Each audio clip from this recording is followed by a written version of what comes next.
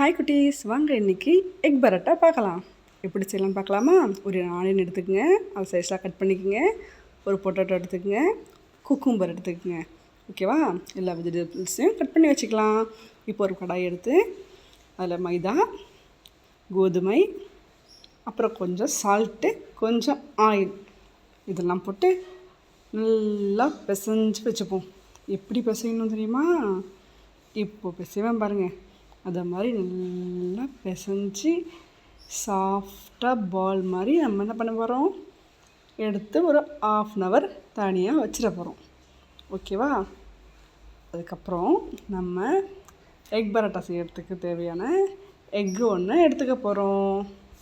இப்போ எக்கை எடுத்து அதை மெதுவாக போடுங்க, எல்லாம் உடஞ்சி கீழே போயிடும். அதில் கொஞ்சமாக சால்ட்டு, கொஞ்சமாக பெப்பர்.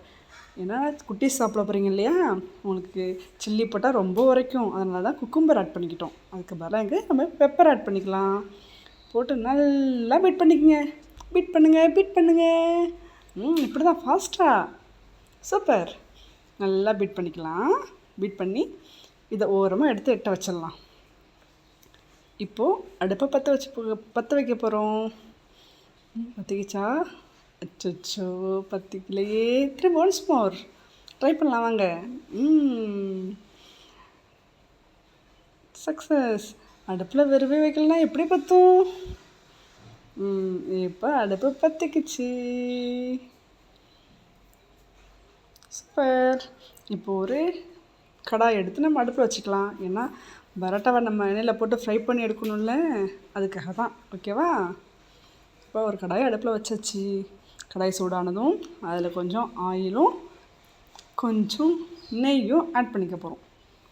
அப்போ தான் நல்லா வாசமாக இருக்கும்.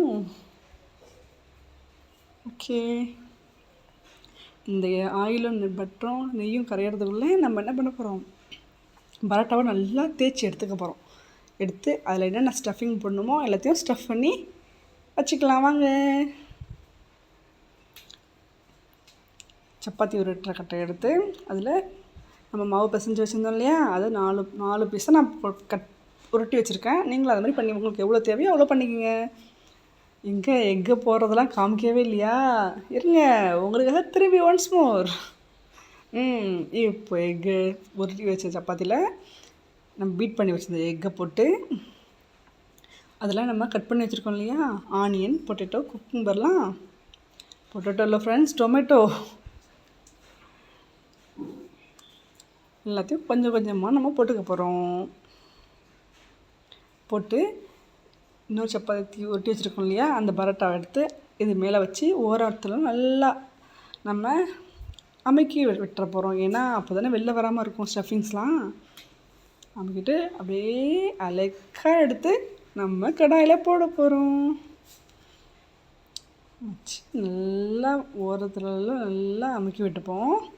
விட்டுட்டு இதெல்லாம் அழகாக ஒரு கரண்டி வச்சு எடுத்து நம்ம இதில் போட்டுடலாம். போட்டாச்சு. சூப்பரான எக் பரோட்டா இன்னும் 10 நிமிஷத்தில் ரெடி ஆகிடும். நல்லா வெந்துட்டுருக்கு பாருங்கள். நல்லா கிறிஸ்பியாக டேஸ்டியாக சூப்பராக இருக்கும். நீங்களும் உங்கள் வீட்டில் ட்ரை பண்ணி பாருங்கள். ஓகே, பரோட்டா ரெடி ஆகிடுச்சி. இப்போ ஒரு பிளேட் எடுத்து நம்ம ட்ரான்ஸ்ஃபர் பண்ணிக்கலாம். அப்படியே இன்னொரு பரோட்டாவும் போட்டு எடுத்துடலாம். ஓகேவா? நல்லா உருட்டி அதில் ஸ்டஃபிங்ஸ்லாம் போட்டு எக்கை போட்டு இதையும் நம்ம போட்டு எடுத்துக்கலாம். பார்த்திங்கன்னா போட்டதுக்கப்புறம் எவ்வளோ எம்மியாக இருக்குன்னு நல்லா டேஸ்ட்டாக இருக்குது ஃப்ரெண்ட்ஸ். நீங்களும் செஞ்சு சாப்பிட்டு அசத்துங்க. Okay, bye. I'm Ramya. It's Ramya's fun miniature cooking. மறக்காமல் சப்ஸ்கிரைப் பண்ணுங்கள். Bye, see you. நெக்ஸ்ட் என்ன வேணும்னு கமெண்ட் பண்ணுங்கள்.